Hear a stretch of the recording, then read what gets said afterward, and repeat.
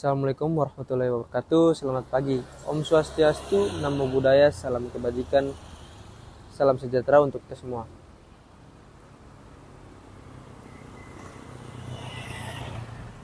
Halo semuanya, perkenalkan nama saya Adrian Rahmatullah Metiari dari mahasiswa program studi manajemen Fakultas Ekonomi dan Bisnis Universitas Hairun Kota Ternate. Nomor mahasiswa saya 0204241100. Di video ini kita bakal bahas topik yang cukup penting terutama buat kalian yang lagi belajar akuntansi atau manajemen, yaitu siklus penyusun laporan keuangan. Nah, kenapa topik ini penting?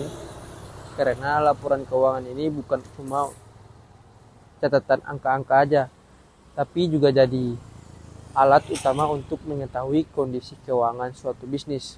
Dari laporan ini kita bisa lihat apakah bisnis tersebut sehat atau justru lagi bermasalah. Makanya proses penyusunan harus sistematis dan terstruktur supaya hasilnya akurat dan bisa dipercaya. Video ini bakal cocok banget buat kalian yang pengen tahu gimana langkah-langkah penyusunan laporan keuangan dari awal sampai selesai. Saya juga jelasin prinsip-prinsip dasarnya, komponen yang ada di dalamnya, dan kenapa laporan ini penting untuk mengambil keputusan bisnis. Jadi pasti tonton sampai habis ya, supaya nggak ada bagian penting yang terlewat. Yuk langsung aja kita masuk ke materinya. Siklus penyusunan laporan keuangan adalah dokumen yang menyajikan informasi mengenai kondisi keuangan dan kinerja suatu perusahaan selama periode tertentu. Proses penyusunan melalui beberapa tahap yang dikenal sebagai siklus akuntansi.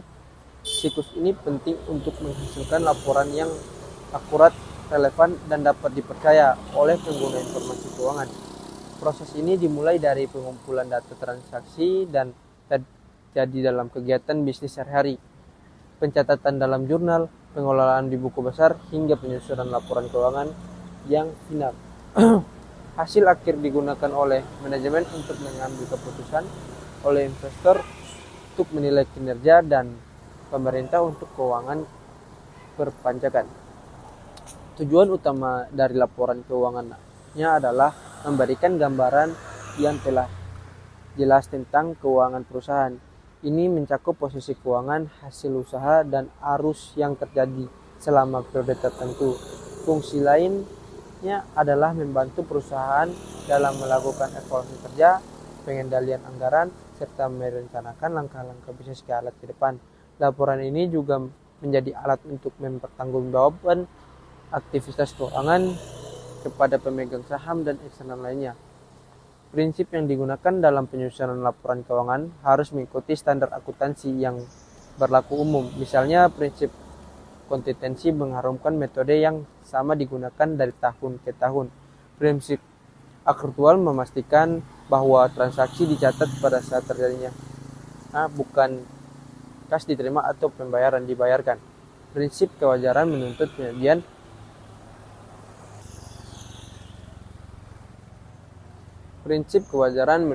penyajian informasi yang akurat dan tidak bias.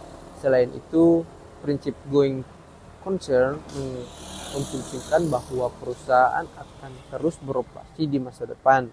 Komponen utama laporan keuangan terdiri dari 4 bagian, terutama neraca yang mencerminkan posisi keuangan perusahaan pada suatu titik waktu tertentu dengan menampilkan aset, kewajiban, dan ekuitas. Kedua, laporan laba rugi yang menunjukkan pendapatan beban dan laba atau periode tertentu. Ketiga, laporan arus kas yang melacak pergerakan kas masuk dan keluar. Dan pendanaan keempat yaitu laporan perubahan ekuitas yang menunjukkan bagaimana ekuitas perusahaan berubah akibat laba yang dihasilkan atau dividen yang dibayarkan. Dan kita lanjut ke proses penyusunan laporan keuangan, dimulai dari identifikasi transaksi. di mana semua aktivitas keuangan dicatat dalam jurnal umum atau jurnal khusus. Setelah itu, data dari jurnal diposting ke buku besar yang berfungsi untuk mengelompokkan akun-akun berdasarkan kategori tertentu.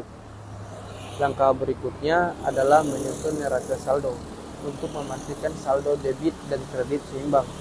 Jika tidak, maka harus dilakukan koreksi atau penyesuaian.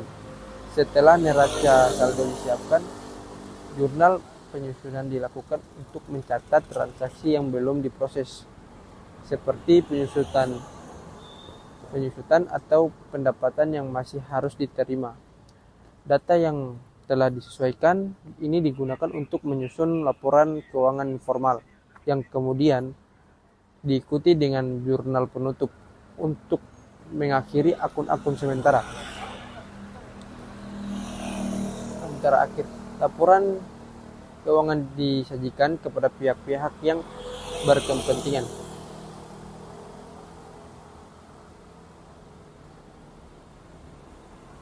Analisis laporan keuangan juga merupakan bagian penting dari siklus ini. Berbagai rasio keuangan dapat digunakan untuk menilai likuiditas, probabilitas, solvabilitas, dan aktivitas perusahaan. Misalnya, rasio likuiditas mengukur kemampuan membayar kewajiban jangka pendek, sedangkan rasio likuiditas mengukur kemampuan membayar kewajiban jangka pendek, sedangkan rasio probabilitas menilai seberapa efisiensi perusahaan dalam mengembangkan laba.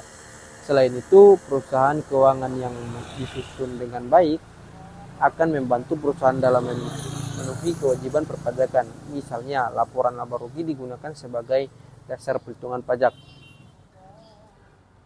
Pemerintah juga dapat menggunakan laporan ini untuk mengawasi kepatuhan perusahaan terhadap regulasi yang berlaku. Dalam prakteknya, penyusunan laporan keuangan seringkali melibatkan perangkat lunak akuntansi yang mempercepat proses pencatatan dan pengelolaan data. Namun, pemahaman tentang konsep dasar akuntansi tetap digunakan untuk memastikan akurasi dan transparansi data yang dihasilkan. Siklus penyusunan laporan keuangan bukan hanya untuk mencatat angka, tetapi juga menyampaikan informasi yang memiliki nilai strategis. Sebagai contohnya, laporan arus kas bisa digunakan untuk menilai kemampuan perusahaan dalam memenuhi kewajiban utangnya. Sementara itu, laporan laba rugi dapat membantu mengidentifikasi tren pendapatan dan beban yang menjadi dasar untuk mengambil keputusan jangka panjang. Dalam situasi tertentu, laporan keuangan juga digunakan sebagai alat evaluasi. Misalnya, calon investor atau kreditor mungkin akan meminta laporan keuangan sebelum memasukkan untuk menanam modal atau memberikan pinjaman. Oleh karena itu, penyusunan yang akurat sangat penting untuk membangun kepercayaan dengan pihak eksternal. Laporan keuangan juga mendukung manajemen risiko. Dengan menganalisis data keuangan, perusahaan dapat mengidentifikasi potensi masalah keuangan sebelum menjadi krisis. Misalnya, rasio hutang yang tinggi mungkin mengindikasikan bahwa perusahaan bergantung pada pinjaman. Terakhir, pentingnya untuk memahami bahwa laporan keuangan memiliki keterbatasan. Mereka hanya mencerminkan kondisi keuangan pada waktu tertentu dan mungkin tidak mencakup faktor-faktor non-keuangan seperti keputusan pelanggan atau reputasi merek. Oleh karena itu, analisis yang lebih luas seringkali diperlukan untuk mendapatkan gambaran yang lengkap tentang kesehatan bisnis. Sebagai penutup, siklus penyusunan laporan keuangan adalah proses yang terstruktur dan sistematis untuk menghasilkan informasi yang relevan dan akurat. Dari pengumpulan data hingga penyajian akhir, setiap langkah memiliki peran dalam memastikan keadaan informasi yang dihasilkan. Pemahamannya yang baik tentang siklus ini akan membantu perusahaan dalam menjaga transportasi dan mematuhi kalkulasi dan membuat keputusan strategis yang lebih baik. Pada akhirnya, semua perjalanan memiliki titik henti, namun setiap akhir adalah perjuangan untuk memulai babak baru. Dengan keyakinan, keberanian, dan semangat yang tak pernah padam, kita mampu menghadapi segala masalah, tantangan, dan menjadikan setiap langkah menjadi bekal untuk masa depan yang lebih baik dan gemilang. Sebab dan setiap kisah kita lah pemerannya utama. Semoga setiap langkahmu selalu diberikan dan penuh makna. Tetaplah berproses, karena langit yang cerah pun dimulai dari badai yang reda. Sampai jumpa di puncak keberhasilan. Saya, Adrian, dengan ini pamit undur diri. Terima kasih atas perhatian dan waktunya. Sampai bertemu di lain waktu. Terima kasih. Wassalamualaikum warahmatullahi wabarakatuh.